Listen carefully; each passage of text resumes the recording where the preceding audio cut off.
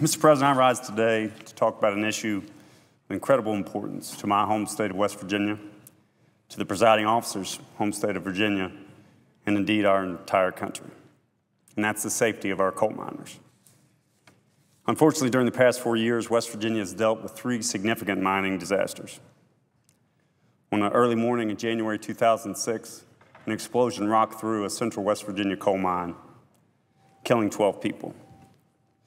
And less than a month later, tragedy struck again at a mine fire in Logan County, where 2 more miners were lost.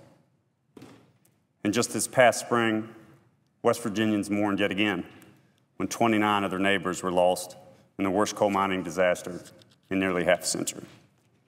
Through these tragedies, Mr. President, our nation was reminded, and sadly reminded again, of the dangers and risks that miners face every day to provide a living for their families and affordable energy for our country. We collectively were reminded how important it is for miners, companies, and regulators to work together to keep our mines safe. And finally, we witnessed how my fellow West Virginians come together in the midst of crisis and in the time of tragedy. And yet the story of West Virginia, Mr. President, lies not simply in such tragedy, but rather in the story of thousands of West Virginians who go to work every day to produce nearly half the electricity consumed in this country. It's a story of good-paying jobs with benefits that help form the foundation of strong families and strong communities across my home state. And it's a story that my predecessor, Robert C. Byrd, knew very well. In remarks he gave as a young congressman in his maiden speech on the floor of the House of Representatives nearly 60 years ago, Senator Byrd emphasized the importance of coal in a speech lamenting our nation's increasing dependence on foreign oil. Remarking in that 1953 speech, quote, "We must pursue not a policy that is detrimental to the economy of this nation and which impairs its strength while enriching other nations, but a policy that will strengthen our beloved country." Words that certainly resonate and ring true today, which is why we should continue our efforts to develop technologies that allow our country to harness this abundant energy source in a cleaner way, like the bipartisan carbon sequestration bill put forward by Senators Rockefeller and Voinovich. Mr. President, coal can and must be part of the solution to the energy challenges of the 21st century. West Virginians know this and understand that our future depends on our ability as a nation to extract and burn coal more cleanly. And West Virginians simply want to be part of that conversation and part of the solution.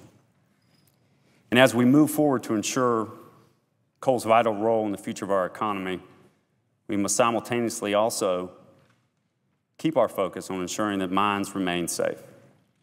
It's not simply about preventing or investigating a large-scale disaster to make capture the attention of the nation and the world for a brief period of time.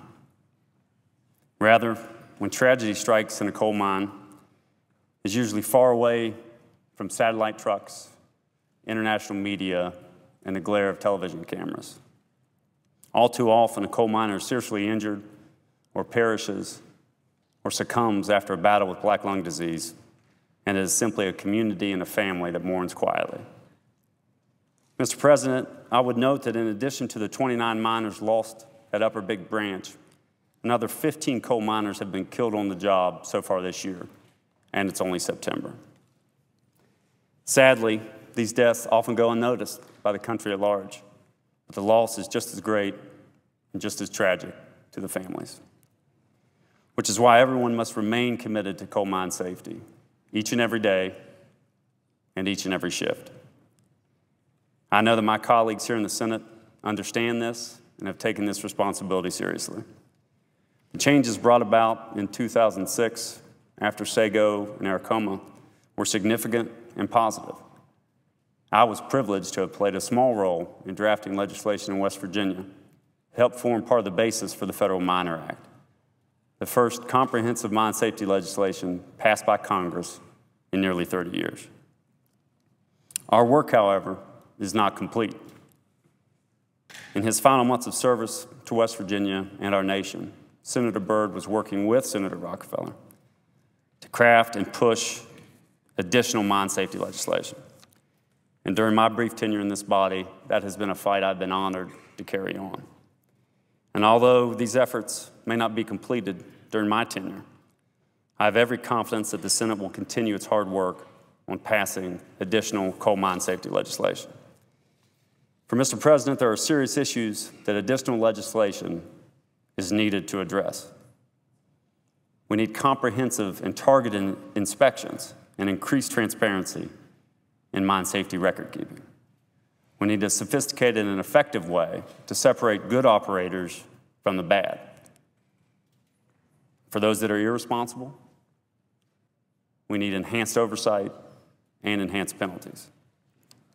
And we need to strengthen protection for miners who speak out about unsafe conditions and make certain that their livelihoods aren't jeopardized when they choose to do so. Mr. President, although my time in the Senate is not long, it has been and will always remain my enduring privilege to have served in this body, alongside so many dedicated public servants, including and especially my friend, colleague, and senior senator from West Virginia, Jay Rockefeller. In my remarks here today, on behalf of the state that we represent and her people, who we both revere, no coal miner should have to go to work fearing for his safety. And no coal miner should fear for his job for raising concerns about that safety. Coal mine safety is workplace safety, Mr. President, and it's the right thing for our country to do.